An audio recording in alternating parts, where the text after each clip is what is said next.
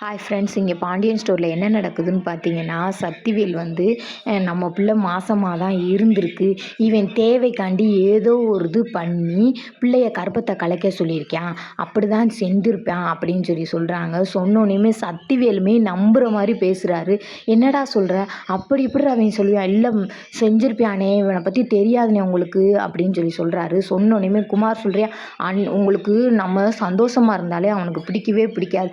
அதுக்காண்டியே இப்படி செஞ்சாலும் செஞ்சிருப்பியாம் பெரியப்பா அப்படின்னு சொல்கிறேன். சொன்னோன்னையுமே சக்திவேலோட பொண்டாட்டி சொல்கிறாங்க, அப்படியெல்லாமா செய்வாங்க அப்படின்னு சொல்கிறாங்க. செய்வாங்கம்மா, உனக்கு தெரியாதுமா அப்படின்னு சொல்கிறாங்க. அப்போ முத்துவேல் ஒய்ஃப் சொல்கிறாங்க, அப்படியெல்லாம் அவர் செஞ்சுருக்க மாட்டார், அவ்வளோ கெட்டவர் கிடையாது, கதிர் நல்லவராக தான் இருக்கார்.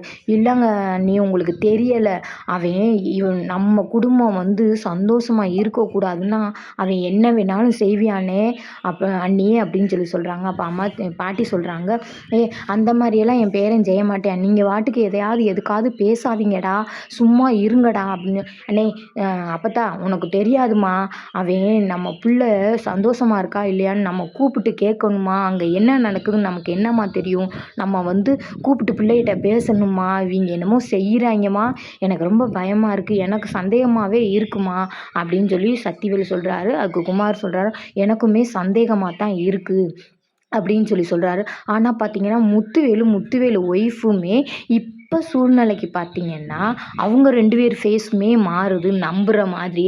ஒருவேளை அப்படியா இருக்கலாமா அப்படின்ற மாதிரி அவங்க ஃபேஸுமே மாறுது. என்ன செய்ய போகிறாங்கன்னு தெரியலை, வாங்க பார்ப்போம்.